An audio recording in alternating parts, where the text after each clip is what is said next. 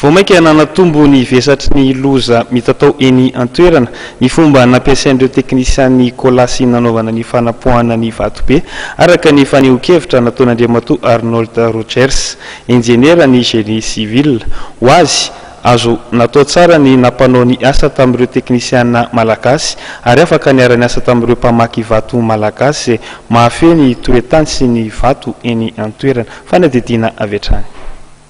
Sy mba hoe nandray en charge zany ile zavatra mety hitranga amin'ilay vahoaky fa hoe miala zany izy amin'ilay izy fa hoe naninona ny fanjakana zany tsy mba hoe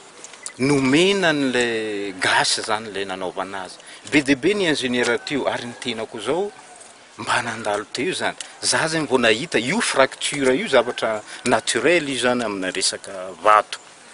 ka ary io fracture ohatran'ilay mitranga io zany no idiran'ilay rano zany miditra any manome ny eau d'infiltration zany anambanin'ny tany any zany ilay izy ka tokony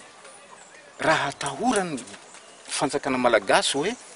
mety hoe hitondra zava-dratsy fahoriana zany danger ho an'ilay ponina eo zany ilay izy dia tokony nomena ny malagasy. Za aloha mahita fa tena fanambanina ny ingénieur malagasy zao, tena fanambanina ny teknisiana malagasy satria raha mahita ny fanapohana zao tsika fa vomaika zany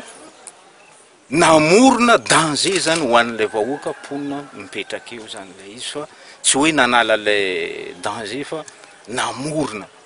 Hitantsika eo fa tsisy azo ametrana machine zao raha hitantsika tsy haiko hoe hélicoptère angamba no ampiasaina vao ambony ary zany analana reo bloc-na vato be reo tokony ho izy zany tokony hoe nanaovana grillage grillena zany le vato zany hoe atao mitsy zany tsy siena bloc ngeza zany zavatra azo atao zany ary tokony mbola nisy koa zany protection hafa koa natao koa ankoatran'izay dia hoe nametrana karazana filet zany